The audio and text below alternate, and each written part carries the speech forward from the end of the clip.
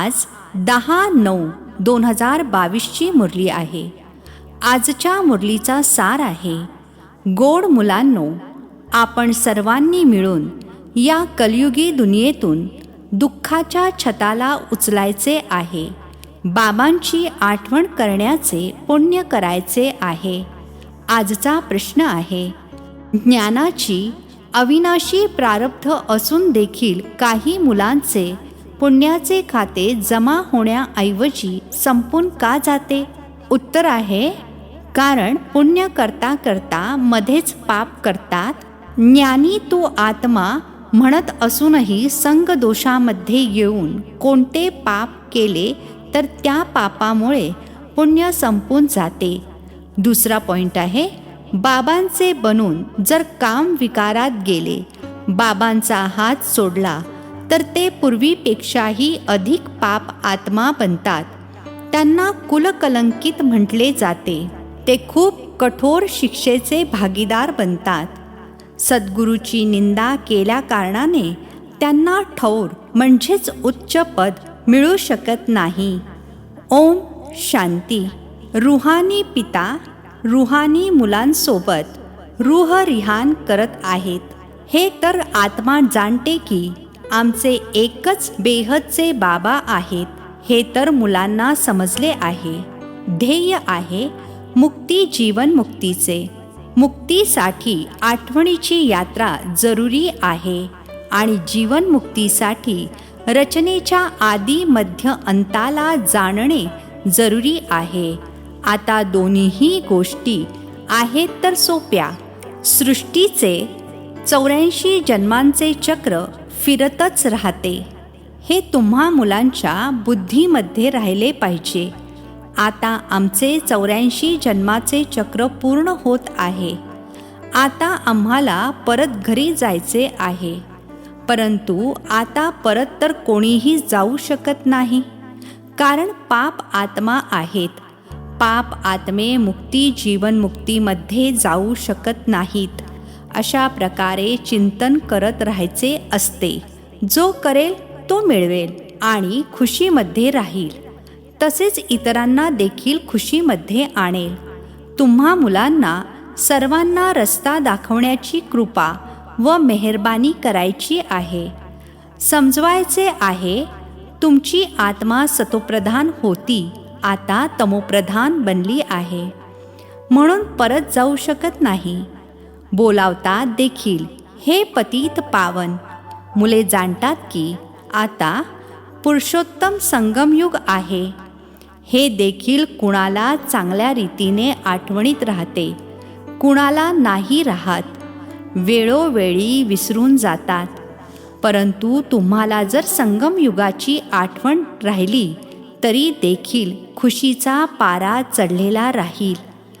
शिक्षक बाबांची आठवण राहिली तरी सुद्धा खुशीचा पारा चढलेला राहील. कोणाला मध्येच मोठे विघ्न येते, कोणाला थोडे येते, परंतु विघ्न येते जरूर. बऱ्याच जणांची स्थिती वरती जाऊन पुन्हा खाली येते. कुणाची अवस्था चांगली असते तर ते हृदयावर चढतात, परत खाली घसरले तर मग केलेली कमाई घालवून बसतात.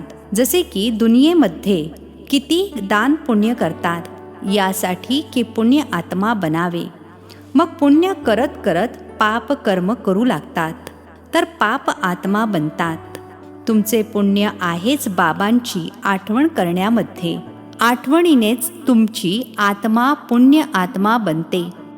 त्यामुळे जर बाबांनाच विसरून दुसऱ्याच्या संगतीमध्ये जाऊन बरीच पापकर्म केल्यामुळे कमावलेले पुण्यसुद्धा संपून जाते. समजा आज दान पुण्य करतात, सेवा केंद्र उघडून उद्या मग तोंड फिरवले तर पहिल्यापेक्षाही जास्ती खाली येतात, कारण पाप करायला लागतात ना. तर ते खाते जमेच्या ऐवजी घाट्यामध्ये जाते. पहिले खूप चांगली सेवा करत होते की काही विचारूच नका, मग एकदम खाली पडतात. लग्न करतात, पहिल्यापेक्षा देखील जास्त खराब होतात. पाप केल्यामुळे परत त्या पापाचे ओझे वाढत जाते. जमा आणि घाटा यांची जशी मुरादी म्हणजेच कमाई सांभाळली जाते ना, परंतु या गोष्टींना देखील कोणी समजणाराच समजू शकेल. पापे देखील काही हलकी काही मोठी असतात. पहिला कामविकार आहे सर्वात कठोर. क्रोध दुसरा नंबर, लोभ त्यापेक्षा कमी, मोह त्याही पेक्षा कमी. क्रमवार असतात. कामविकारात गेल्याने फायद्याच्या ऐवजी नुकसान होते, कारण सद्गुरूची निंदा केल्याने पद मिळू शकत नाही. ते मनातून उतरून जातील. बाबांचे बनून बाबांना सोडून देतात. हे मग त्यांच्या कर्मावर देखील असते. कारण काय? चालू शकला नाही. बहुतेक करून कामविकाराचा मार जास्त लागतो. हाच मुख्य शत्रू आहे. कधी ऐकले आहे का क्रोधाचा पुतळा जाळला? नाही. कामी मनुष्याचा पुतळा बनवितात. रावण आहे ना.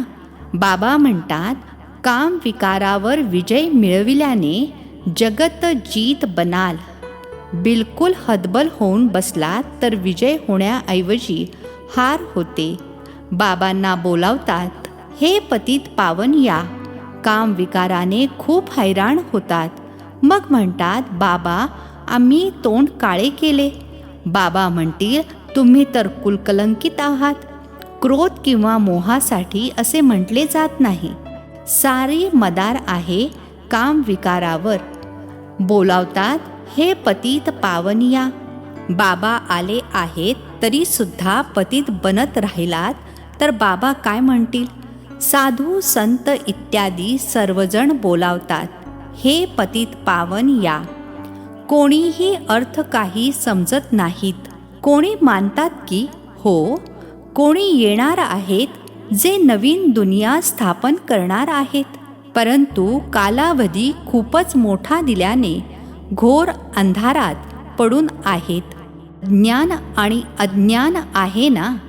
बाबा समजावतात, भक्तीमध्ये तुम्ही ज्यांची पूजा करता त्यांना जाणत नाही, तर अशी भक्ती काय कामाची?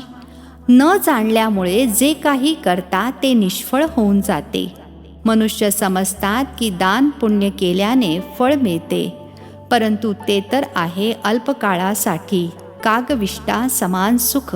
संन्यासी देखील म्हणतात, या दुनियेमध्ये जे सुख मिळते ते कागविष्ठा समान आहे. बाकी सर्व दुःखच दुःख आहे. बाबा म्हणतात, मामेकम म्हणजेच मज एकाची आठवण करा तर तुमची सर्व दुःखे दूर होतील. विचार करा की आपण किती आठवण करतो. ज्याने जुना हिशोब संपून देखील जाईल आणि नवीन जमा देखील होईल. कोण किती जमा करतात यात धन इत्यादीची काही गोष्ट नाही. हे तर यासाठी आहे की पापे कशी नष्ट करावी. मूळ गोष्ट आहेच पवित्र बनण्याची. असे देखील समजू नकात की बाबांना लिहून देण्याने जन्मजन्मांतरीची पापे संपून जातील. पापांचे ओझे जन्मजन्मांतरीचे खूप आहे. ती सर्व पापे संपत नाहीत. या जन्मात जी केली आहेत ती हलकी होतात. बाकी मेहनत तर खूप करावी लागते. जितके आठवणीत राहाल तितके पापांचे ओझे हलके होत जाईल. काही मुले खूप मेहनत करतात, लाखोंना रस्ता दाखवतात, 84 जन्मांचे चक्र समजावतात. जन्मांच्या हिशोबाला तुम्ही जाणता. विचार करा, माझे योगबल किती आहे? माझा जन्म केव्हा होईल? सतयुगाच्या आधीला होऊ शकेल. जे खूप पुरुषार्थ करतील तेच सतयुगाच्या आधीमध्ये जन्म घेऊ शकतील. तो काही लपून थोडाच राहील असे समजू नका की सर्वजण सतयुगामध्ये येतील. काही जण तर शेवटी येऊन थोडे फार घेतील. जे जास्त कमाई करतात ते लवकर येतात. जे थोडी कमाई करतात ते उशिराने येतात. त्यामुळे बाबांची तर खूप आठवण केली पाहिजे आणि आहे देखील खूप सोपे. जे चांगल्या रीतीने आठवण करतील ते खुशीमध्ये राहतील. आपण लवकरच नवीन दुनियेमध्ये येणार. राजा बनायचे असेल तर प्रजा देखील बनवायची आहे ना. प्रजा नाही बनवलीत तर राजा कसे बनाल?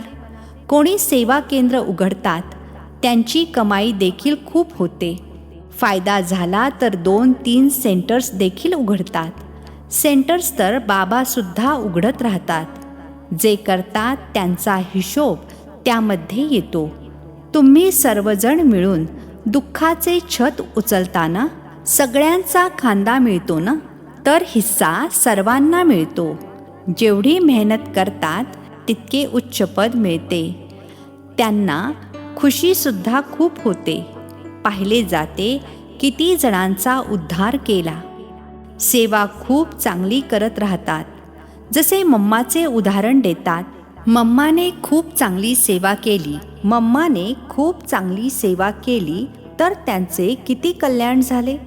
योग करणे ही देखील सेवा आहे ना. डायरेक्शन मिळत राहते.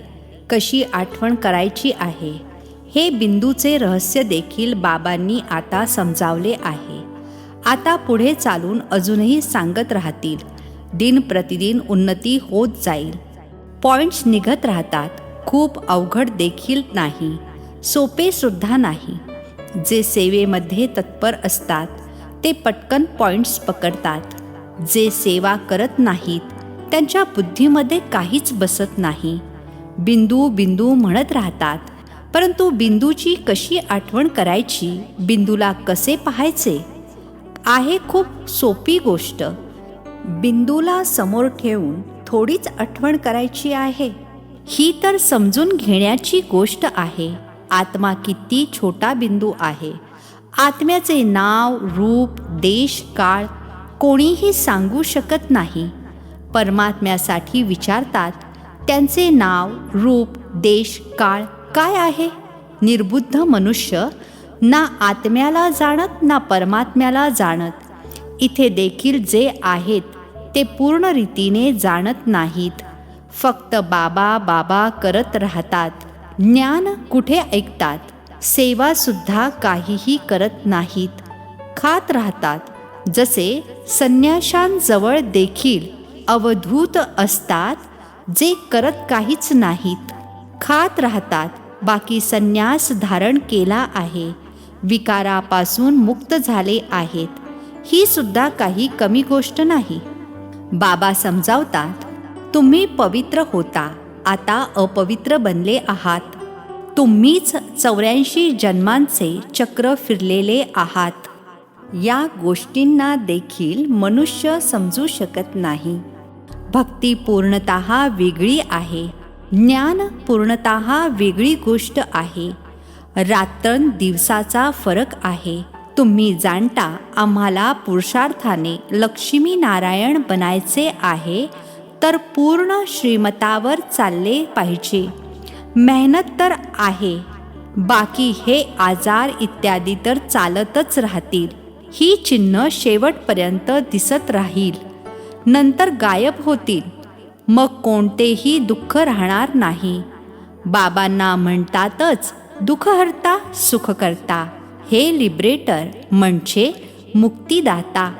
दया करा तर मग सर्व दुःखातून मुक्त होतात. मनुष्य दुःखामध्येच खूप आठवण करतात. हे प्रभू, हे राम. दुःखाच्या वेळेस सर्वजण म्हणतील ईश्वराची आठवण करा, परंतु ईश्वर कोण आहे हे कोणीच जाणत नाहीत. फक्त म्हणतील गॉड फादरची आठवण करा, खुदाची आठवण करा. तुम्ही तर चांगल्या रीतीने जाणता की ते आमचे पिता आहेत. बाबाच शिकवितात, स्वतःला आत्मा समजून माझी आठवण करा. भक्ती मार्गामध्ये असे म्हणतील का की स्वतःला आत्मा समजून पित्याची आठवण करा? नाही. भक्तीचे अनेक प्रकार आहेत. ज्ञान एकच आहे असे समजतात की भक्ती केल्याने ईश्वर मिळेल. भक्तीची सुरुवात कधी होते, कोण जास्त भक्ती करतात हे कोणालाच माहिती नाही. अजून 40,000 वर्ष काय भक्तीच करत राहणार का? कुठेपर्यंत भक्ती करणार? आता तुम्ही जाणता की इतका वेळ भक्ती चालते, इतका वेळ ज्ञान चालते. भक्तांना कळत नाही. त्यांना समजवण्यासाठीच प्रदर्शनी इत्यादी करतात. प्रदर्शनीमधून सुद्धा कोटींमधून कोणीतरी निघतात. पुढे जाऊन अजून निघतील. इथे देखील किती ढिगांनी येतात. तुम्ही किती थोडे जण आहात. जे खरे ब्राह्मण पवित्र राहतात, जे नियमित आहेत त्यांनी यावे. परंतु हा हिशोब देखील काढू शकत नाही की खरे ब्राह्मण किती आहेत. बरेच खोटारडे सुद्धा आहेत. ब्राह्मणांचे कामच आहे कथा ऐकवणे. बाबा देखील कथा ऐकवत राहतात ना. तुम्हाला देखील कथा ऐकवायची आहे. जसा पिता तशी मुले. मुलांचे कामच आहे गीता ऐकवणे. परंतु सर्वजण कुठे ऐकवतात. तुम्ही जाणता ज्ञानाचे पुस्तक एक गीताच आहे. ती आहे सर्व शास्त्रमयी शिरोमणी. त्यामध्ये सर्व आले. माईबाप आहे गीता. बाबाच येऊन सर्वांची सद्गती करतात. हे सुद्धा लिहू शकता की शिवबाबांची जयंतीच हिरेतुल्य आहे. बाकी सर्वांची जयंती कवडीतुल्य आहे. बाबांची तर सर्वजण आठवण करतात. कलियुगी मनुष्य सतयुगी देवतांची पूजा करतात. त्यांना असे बनविणारा कोण आहे? एक बाबा. परंतु हे सुद्धा तेच समजावून सांगू शकतील ज्यांनी खूप चांगल्या रीतीने समजून घेतले आहे. कायद्याप्रमाणे कोणी समजावत नाही. बाबा म्हणतात, आमची कितीतरी मुले कन्स्ट्रक्शन सोबत डिस्ट्रक्शनही म्हणजेच चांगल्या कार्यासोबत विनाशकारी कार्यही करणारे आहेत. महारथी, घोडेस्वार, प्यादे सर्वच आहेत ना. तर प्यादे काय करतील?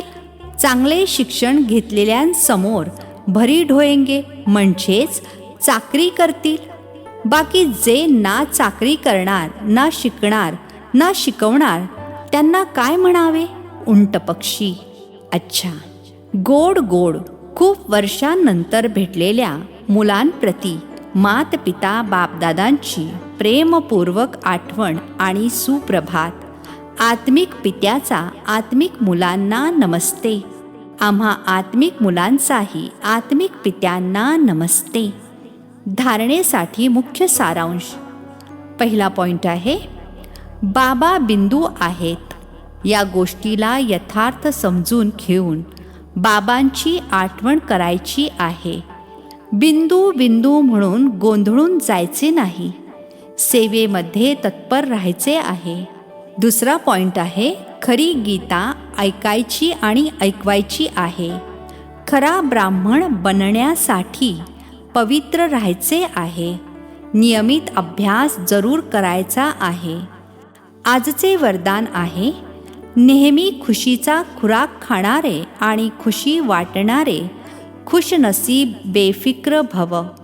नेहमी खुशीचा खुराक खाणारे आणि खुशी वाटणारे खुशनसीब बेफिक्र भव. विश्लेषण आहे, ब्राह्मण जीवनाचा खुराक खुशी आहे. जे नेहमी खुशीचा खुराक खाणारे आणि खुशी वाटणारे आहेत तेच खुशनसीब आहेत. त्यांच्या हृदयातून हेच निघते की माझ्या इतका खुशनसीब अजून कोणीच नाही. भले समुद्राच्या लाटा जरी बुडवायला आल्या तरी देखील चिंता नाही.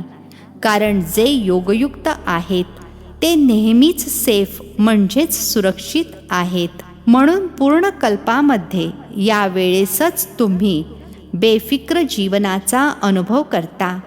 सतयुगामध्ये देखील बेफिक्र असाल परंतु ज्ञान नसेल.